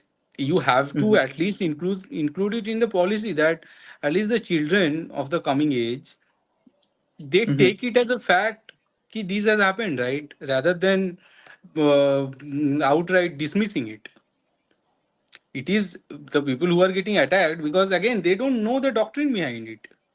They Mhm. think it is a riot, right? Because once they get attacked, then in the newspaper it is termed as riot, right? Or I don't know, some sort of different words, but not massacre, genocide, or all these words, right? That they use in order to convey situation of a Hindu community being attacked by the Abrahamics, right? So you have to first awaken the Hindu mind ki, this is genocide. Genocide is a word that exists, or Hindumisia is a word which is scriptural, which is doctrinated in these books. And here are the verses. Okay, and for reference, you have this book from the central or state board history syllabus that is talking about it. So until unless again you have to do it top down, it is the easiest way to do it, right? See, the point is, if I go and again try to educate a liberal, or let's say any other, liberal is again a subverted word, but let's say another guy, right, who does not believe in this kind of thing, uh, he or she has an option to not read my book, avoid it, dismiss it. Right? But once Mhm. it is included in the syllabus, his or her son or daughter will have to write an essay on it. And then it becomes a fact, right? Mhm. I mean, it becomes undeniable, right? He or she and their son, daughter will have to go through this experience of explaining this thing and understand this thing. Then it will gradually become a fact that our society will internalize. So that is the first part, first thing that we should do, and the Indian state should have done long ago. I mean, there is no word in Indic languages for genocide because we never knew it before in our history. Yeah, I mean, there are words like Gana Hatya, Gana Sanghar, right? Mhm. I too thought about it, कि कुछ नया word देते हैं. Then I thought, no, Mhm. use the word genocide because it is adopted by United Nations, right? Mhm. And that's the point. I mean, there exists a word in the international law. You can sort of use these articles and these conventions. For example, if you want to file a complaint against Bangladesh, the ongoing situation of the Bangladeshi Hindus. Mhm. Mm. You have to go through the rule book, the law book of the United Nations. Now, there you cannot use the word Gana Sanghar and then try to persuade United Nations that this is a new kind of crime. No, they, I mean the existing sort of law document, legal document already has it. So you better use that word, right? And then you put forward your own point. Mm.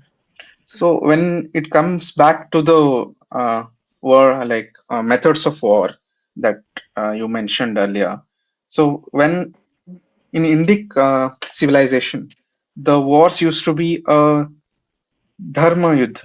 In I mean, the war with codes and ethics. Like, what does it indicate No, no, dharma. of See, the I mean, civilization? in Indian context, I mean, Yuddha had a specific code of ethics, right? Ki people will not fight at night. They are not going to kill farmers who are farming in the nearby land. The fighters won't hold hostage, take hostage of like women and children. These kind of things, like they're basic code and basic ethics in the Hindu form of war, which were grossly violated. I mean, those were the first thing to be violated in the during the time of invasion. And whether you can call it dharma yudh, I mean, it was yudh, right? More than anything, it was a yudh, but it had its own set of dharma. Mhm. So what I was hinting at was when there was any take coup or any takeover of kingdom through war, the normal citizens were not affected in regular wars before the invasion. Right. So Normal people any used power to not get. changes would not Hmm? affect the normal citizens. Right. Right. Normal citizens or temples or the vigrahas Mhm. therein. Furthermore, so there are, I mean, the sort of communist Ashrafi kind of history writing, these historians, they tried to sort of subvert the narrative of this Abrahamic invasion, saying that, you know what, I mean, temple destruction used to happen in during these Hindu wars as well, so-called Hindu wars, right? But I mean, as far as I remember, they do not have any record whatsoever. They just have their hypothesis saying ki the Anant Shayan of the Mahaparinirvana of Buddha is looks like the lying Vishnu. So the Ananta Shayan Vishnu form of Vigraha was basically indated, or they converted the Gautam Buddha to this Ananta Shayan Vishnu. But these are hypotheses. There are no records Well, whatsoever. it Now, may be one more the point. other way Mhm. around as well. It may be other way around Right, as well. right. No, see, the point in the ancient India, an artisan did not have any distinction between ki Buddha is different than like the Vishnu. ideology of Buddhism is, yeah, different than the ideology of what a Hindu believes in. They were essentially the same. It is just like it is uh, another flower coming from coming from in the same tree, right? Now the point is, another point I want to mention here. So if you go to the Amer Fort, right? In the Amer Fort, I recently went there. There is a Ma Kalika Vigraha. Okay, it's called Shila Devi, Shila Uh, Matar Muni. Bijita, where it is Amir Fort, which state or which region, so that audience can Amer Fort also. is near Jaipur, Okay. and it was the fort of Mansingh, Raja Mansingh. And so there is this temple. So पूरा जो है वो government ने हड़प लिया है, but जो the royal family of Jaipur, they have kept the ownership of this temple, Shila Matar Mandir. Beautiful temple. Now this temple has a history which you can search. Okay, so when Mansingh, matlab Mughal Sena under Mansingh they attack, I think, a place near Dhaka where Kedar Rai was the zamindar, Raja or zamindar. Okay, and then they killed Kedar Rai, right? Sort of again annexed Kedar Rai's territory, and then brought this Shila Mata.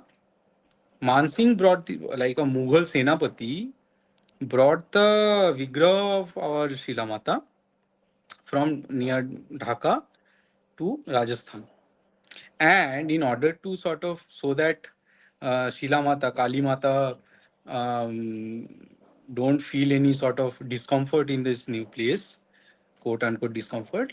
So the whole family of Sebait, right? The all the Purohits and all those Jajmans who were probably from Goswami clan, they were who were serving the Shilamata at that time in the temple in Dhaka.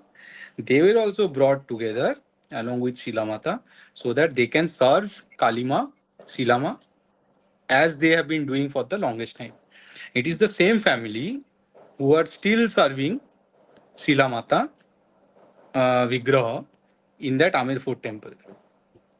So और I think Kedar Roy का बहुत out and out damage किया था I think उसको family का भी काफी वो मतलब फैमिली मेंबर को हत्या किया गया था और लाइक दैट्स द पॉइंट मतलब मान सिंह बीइंग अ मुगल सेनापति and all those Mughal army and everything मान सिंह डिड नॉट मतलब जबकि वो अकबर के नीचे था तब भी उसने ऐसा कुछ डिस्ट्रॉय विस्ट्रॉय नहीं किया ही ब्रॉट द विग्रह and established it, re-established it in the Amir Fort under Mughal rule.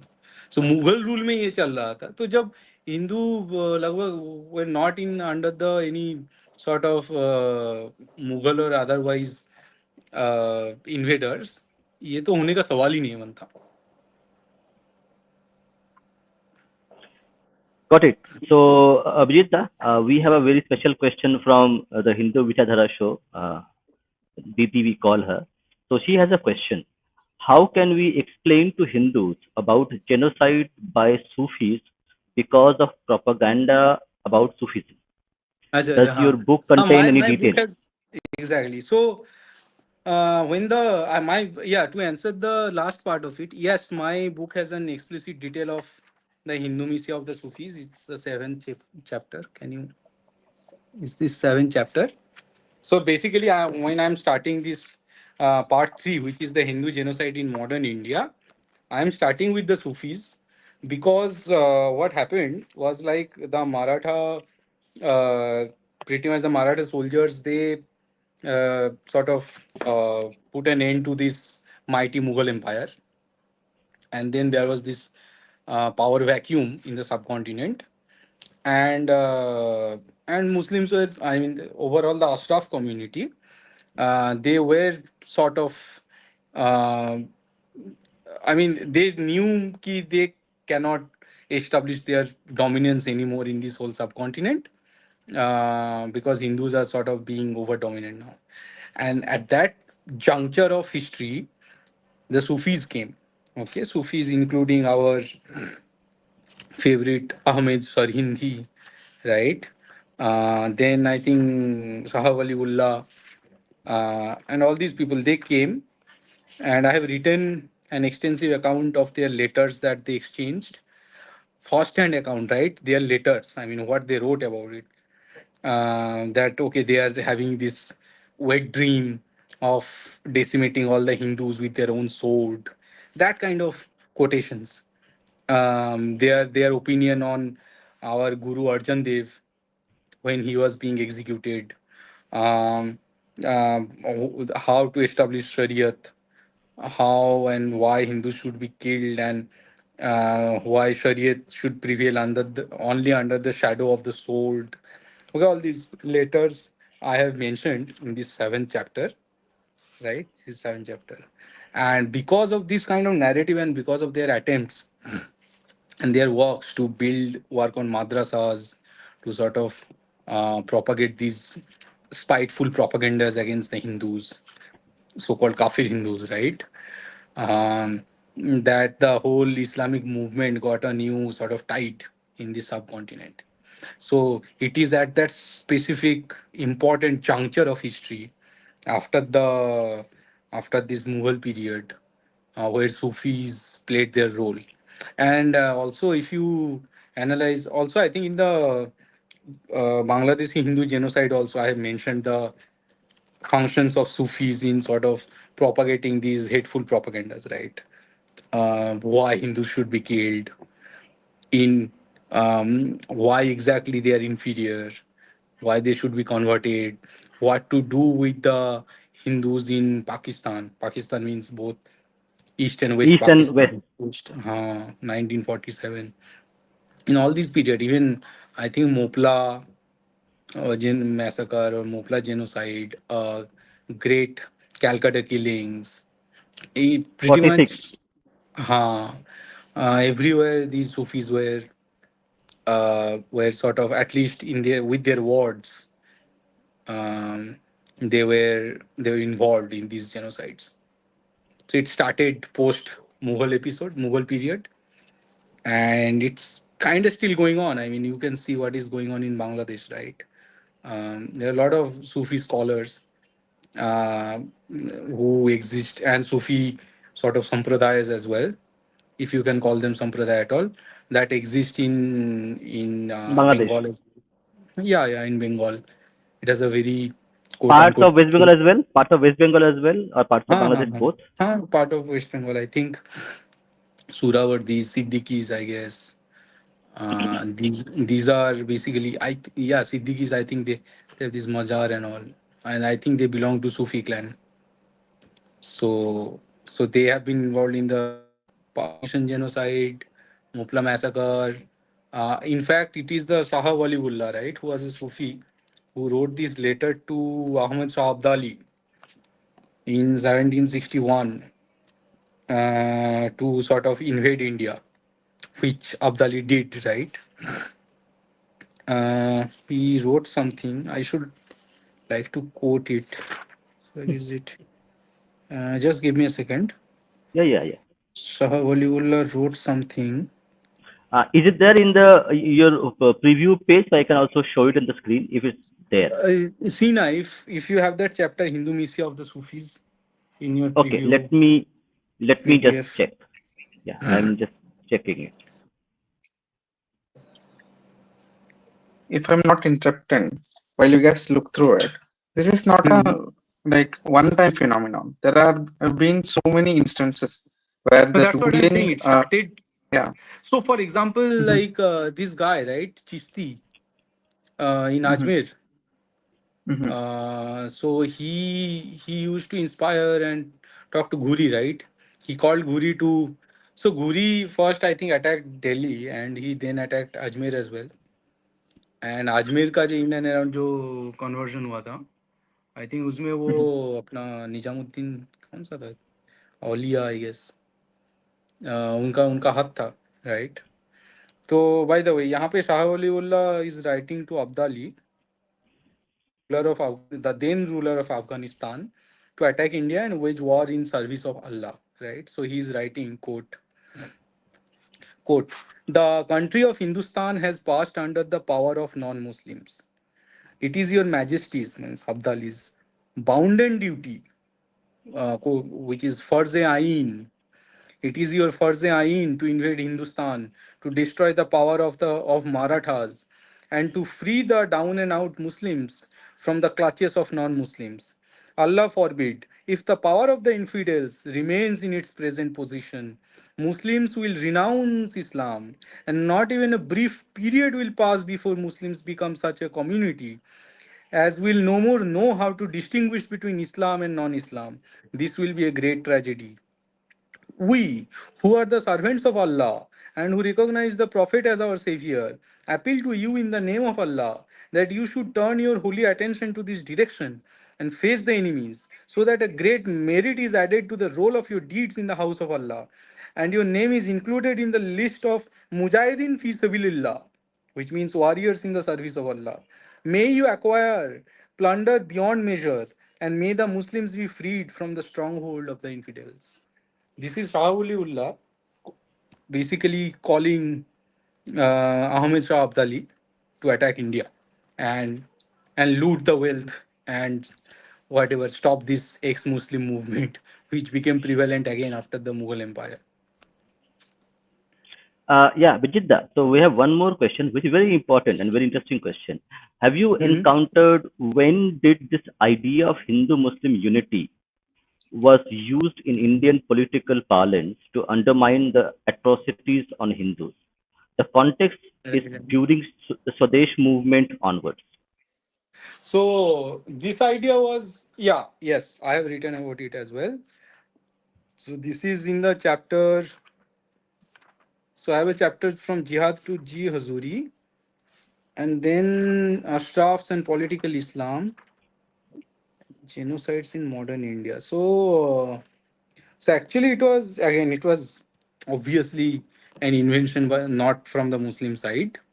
Muslim side, the Ashraf side, so to say, always believes in this dominance, outright dominance.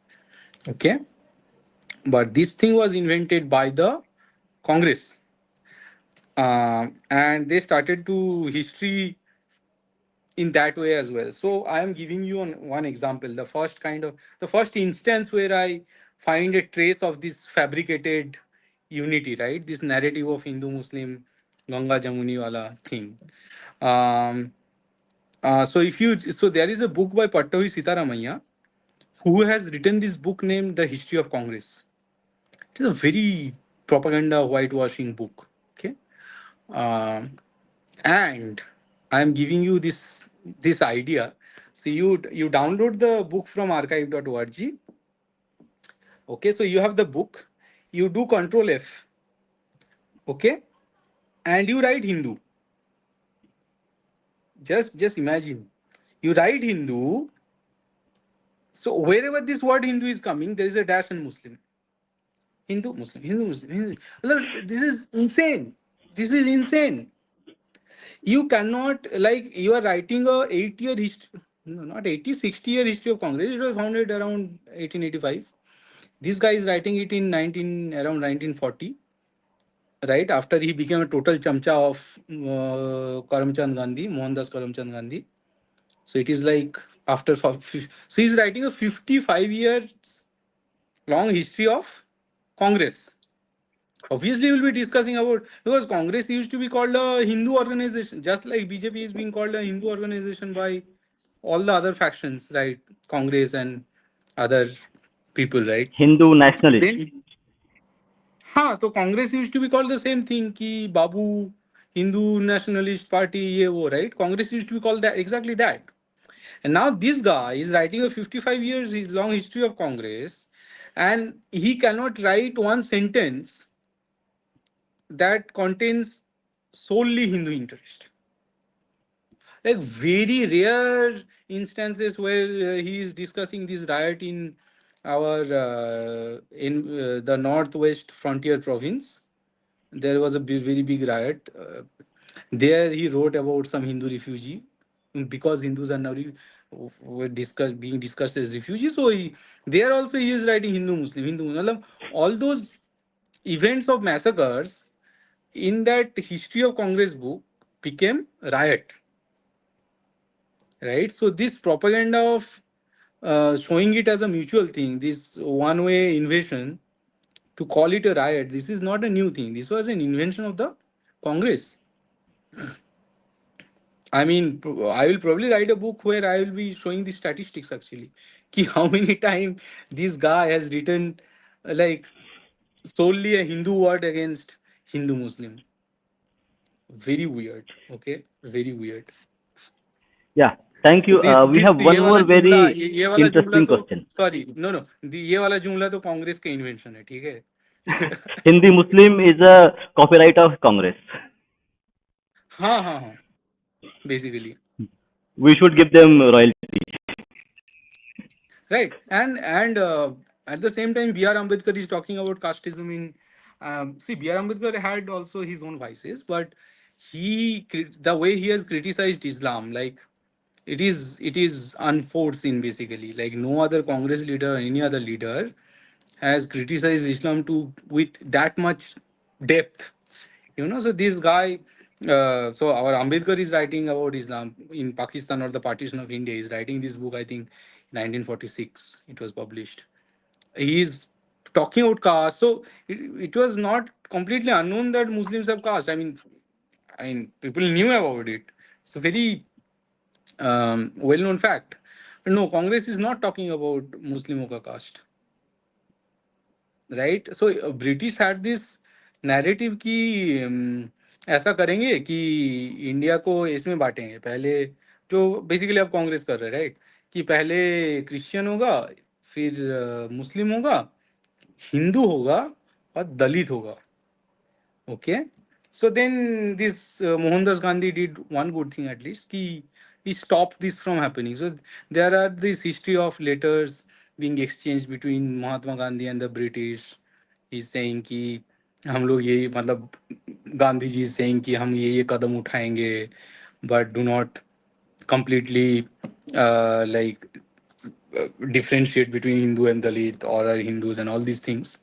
So he exchanged letters. He pretty much stopped this thing from happening कि दलितों को हिंदुओं से अलग कर देना, एक different religion create कर देना all together. Can you imagine what would have happened, right, if British did that?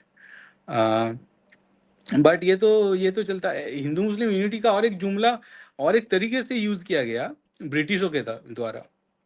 British ऐसे बोल रहे हैं, so I think it was Lord Minto, I guess Minto. So, so who is using it?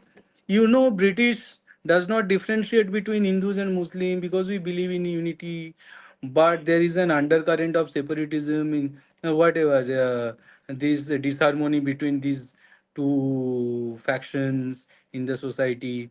But we believe in complete harmony.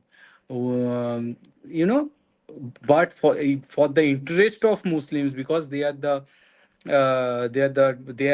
downtrodden, most downtrodden people, we have to take some measures to sort of boost their confidence and all these things. There's a guy W. Hunter who was an ICS officer in from I think 1870 to 1879, and he wrote like 9-volume book on this Indian history. Why he wrote this book? Because so that he can analyze the Indian history from a colonialist perspective to understand how to run this country, to sort of get the politics of India, right? The socio-political situation of India. So he wrote this 9-volume book. There is a one book which is called "Are Muslims Bound to Rebel Against the Queen?" ऐसा कुछ book का नाम है. The Indian Muslims, are they bound to rebel against the queens? उसमें W. Hunter clearly लिख रहा है कि हमें पता है कि हिंदुओं का जागरण हुआ है. Let me read that part. Just give me a second. Mhm. इधर ही है यार. W. Hunter, right? So W. Hunter from 1840 to 1900, and he wrote about the contemporary administrative policies, statics, history, geography, and societies of India from 1869 to 1881. And then he wrote this book in 1871 titled "The Indian Mussalmans, Are They Bound in Conscience to Rebel Against the Queen?" And here he is writing this thing.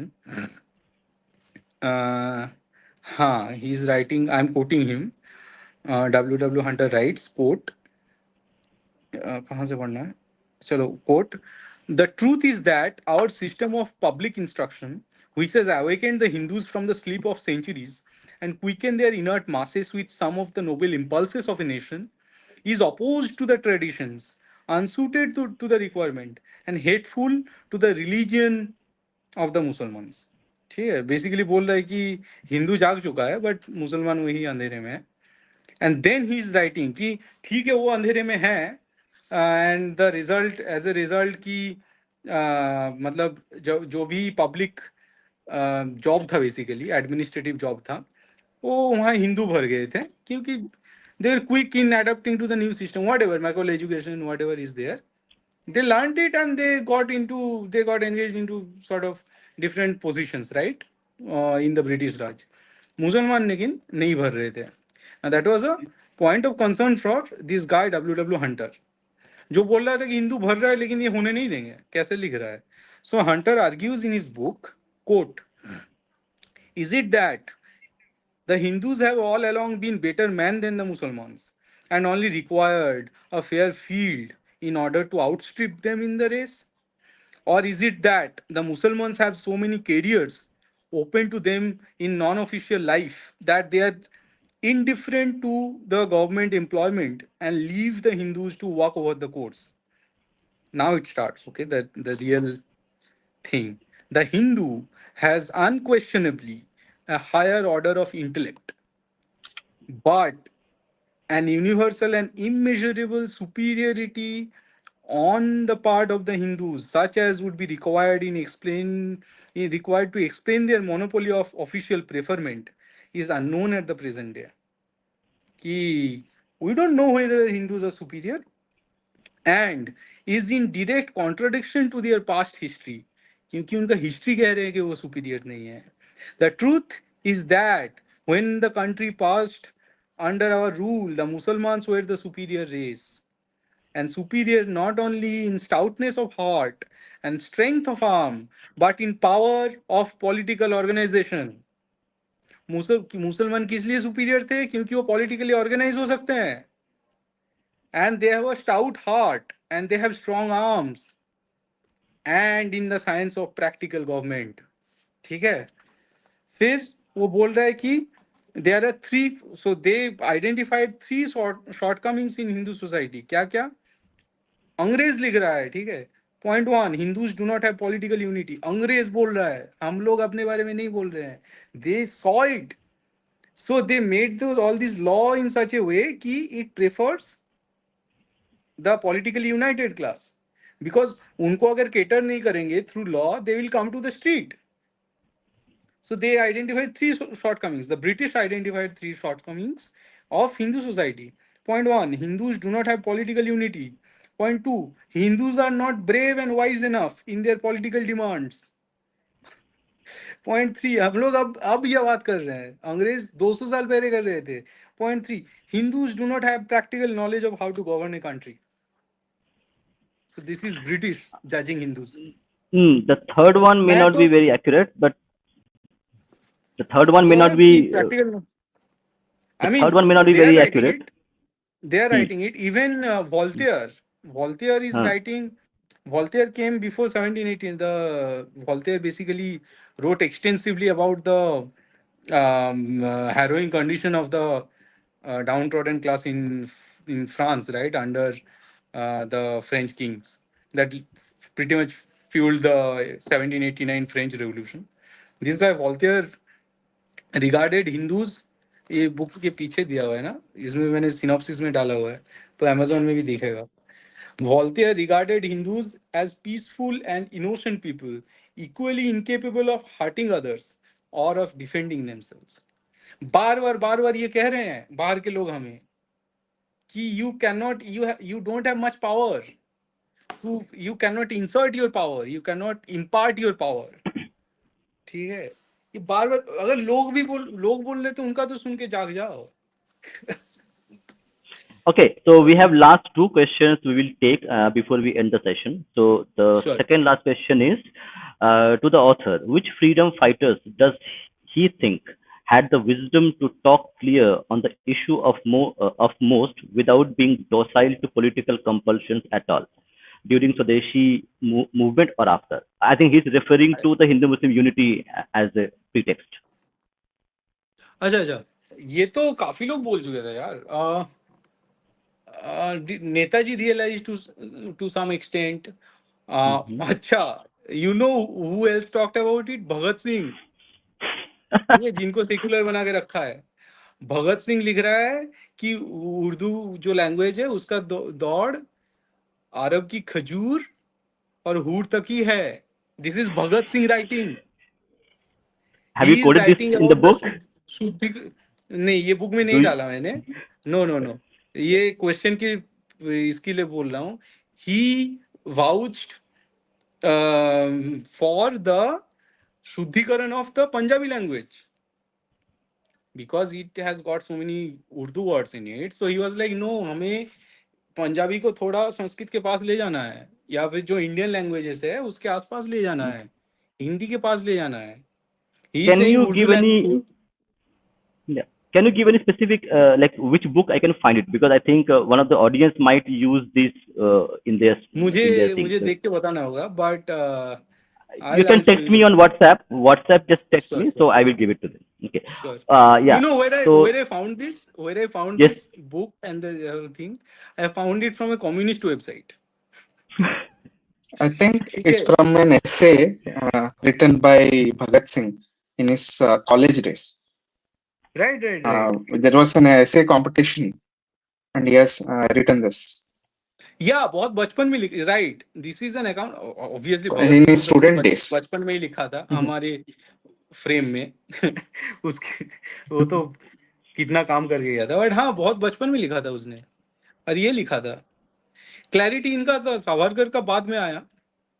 Savarkar भी पहले थोड़ा इसमें था, क्योंकि सावरकर ने वो book लिखा है ना कि 1857 Indian war of independence, the first war of independence. तो सिपॉय म्यूटिनी को भी लेके वहां पे एग्जैक्टली क्या हुआ था वो भी मैंने इस बुक में डाला है कि किस तरह से the Ashrafs they try to reestablish Mughal empire after the army revolt. Then they tried to sort of establish the Shariat in this land. तो एक्चुअली हिंदुओं को लूट वूट करने लगा, तो हिंदू तंग आके थोड़ा गिव अप कर दिया. नहीं तो 1857 में it would have been a all out revolt, you know, and a real sort of pinnacle of Hindu Muslim unity. Okay. But वो हुआ नहीं क्योंकि ये सब अशराफ बीच में आ गए and they started to again think in a communal way. Sure. So the last question we will take is this. This from Saptorshi. Does the author agree that from the times of British, whenever the demand of independence came, it was said that you don't have Muslims with you, which led to uh, this canard of Hindu-Muslim unity? No, this Very has a interesting truth in it. question. Right, right, right. This has a truth in it. Um, और शुरू से basically it started from around 1880s. तो 1880s के time पे I think there is a book by Michael Titus, Indian Musalmans, Indian Muslims, Indian Islam. So there he is clearly writing कि you know these Muslims of India, they have their own local practices which are close to Hindu practices. So जो अगर south का मुस्लिम है वो they are close to the southern Hindu practices. अगर north का कोई Muslim है, जैसे मेमन कम्युनिटी था, Memon community used to be a vegetarian community and Hmm. Memon community used to maintain temples. ठीक है. And this guy is writing कि यहाँ मुसलमान जो है वो शिरक करते हैं, शिरक मतलब इन वो मूर्ति पूजा करते हैं. ठीक Hmm. है. Hmm. Hmm. Hmm. फिर लिख रहे हैं कि तो ये पूरा एक्सटेंसिव है कि इनका तो कोई यूनिटी नहीं है. फिर आया ये लॉर्ड रिपॉन और ये लोग आए एंड रिपॉन ही था यस, मैं यहाँ लिखा हुआ है. और उन्होंने ये इम्पोज करना चालू किया कि कोई बात नहीं, कितना भी अलग हो, but the Muslims within India, they make an sort of an united race, a different nation. ठीक है, ये उन्होंने प्रोपागेट करना चालू किया. ठीक है. ये कैलकाटा में लेक्चर वेक्चर दिए थे.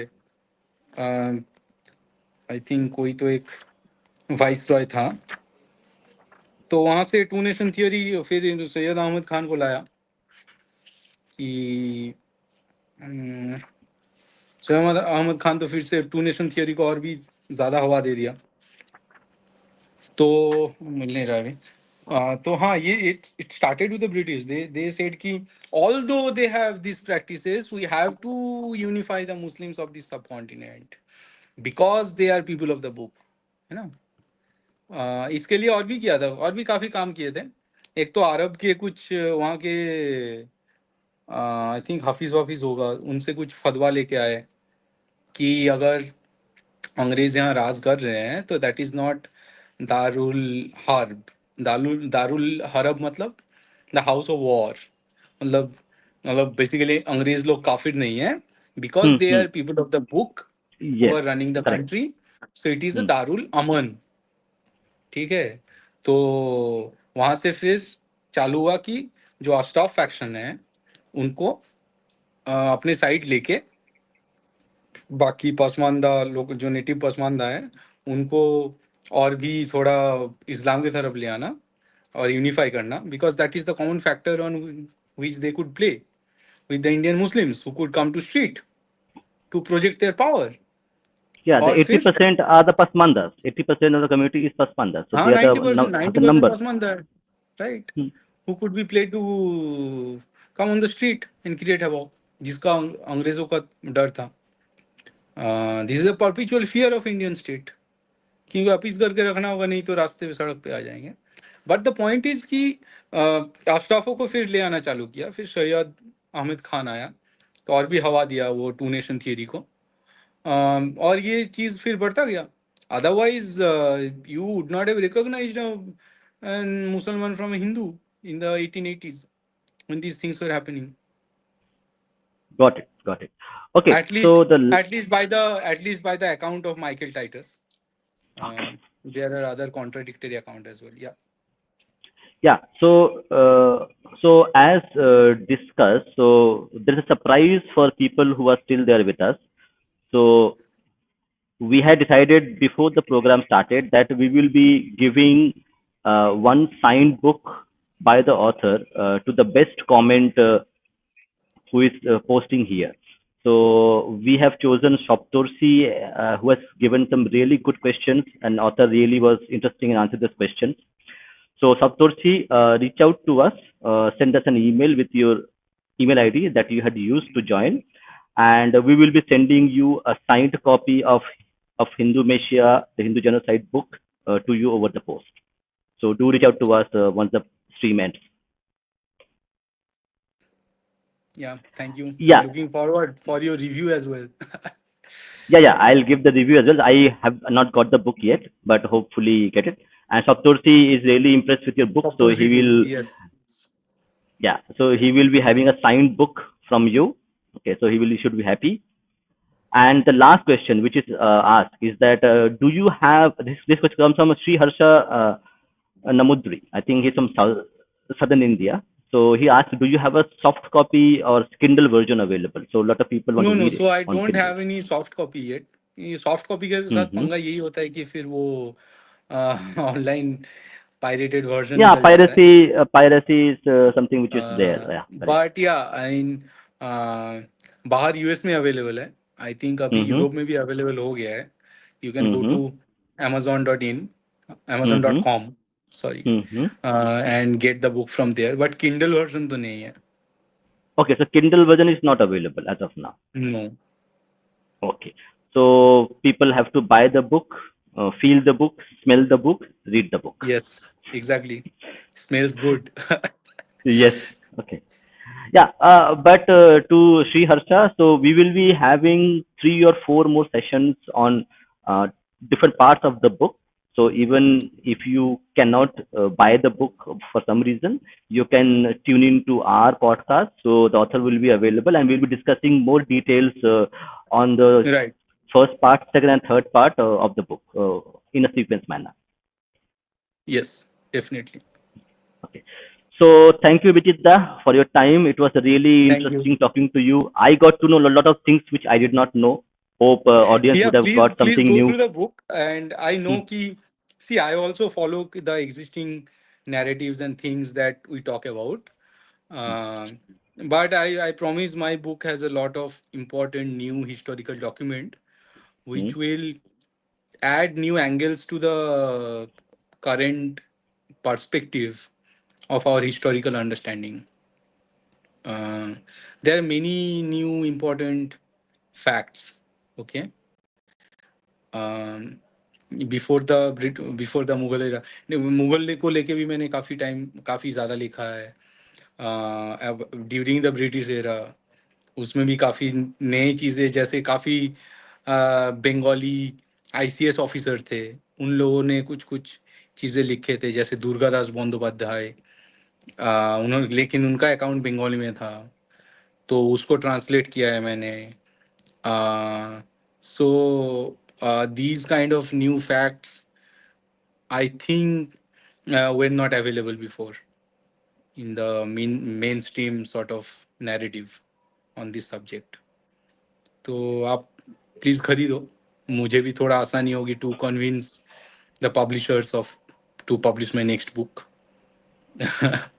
Sure. So before Yes. we end our show, I have shared the screen and to the audience again. So this is the Amazon page. You can go and buy the book. So as we have discussed, there are a lot of things which are not being published or talked about in about 200 years of Indian history, of post-colonial history. So I think people who buy the book, they will have something new they would learn, and that would enlighten them, and it also helps them to debunk a lot of propaganda which is there in our old history books, and that also will be get rid of. So I would recommend everybody go and buy the book, and those who have bought the book, please write a review on the Amazon or any other platform so that the book is gets more highlighted, because we require these brave authors who have done a lot of service to the society, to the Hindu society, by writing this book. So we have thousands of authors who write books, but nobody writes books on truth. They are all writing all the other things. So these brave authors needs your commitment, your encouragement, so that they can go ahead and write more books, so that we as a Hindu society are finally know the truth that we deserve and our children deserve. Right. Thank you, Bijit. Thank you Thank for you. Thanks a joining. lot. Yeah. Thanks. So we will Thank you. join again maybe in 1 week or 2 weeks time to discuss Yeah, more yeah. of it. Next weekend, let's try to, yes, catch up. Yeah. Sure. Next Uh, weekend we'll if catch up again. possible, I will try to do it during the weekdays if you are free, because to keep it in continuation. Weekdays is Uh, fine. Actually, weekdays we so don't get a we'll lot be of in touch. audience. Yeah, yes, we will keep in So touch and weekend we'll see. weekend you will get a better audience. So that's why I have अच्छा it अच्छा in ठीक है. weekends. Okay. So anyway, so next Cool, weekend we will cool. be connecting again. Thank you very Yes. much.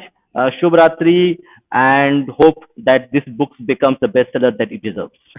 Thanks a lot. Yeah. Thanks. Thank you. Bye bye. Yeah. Good night. Good night.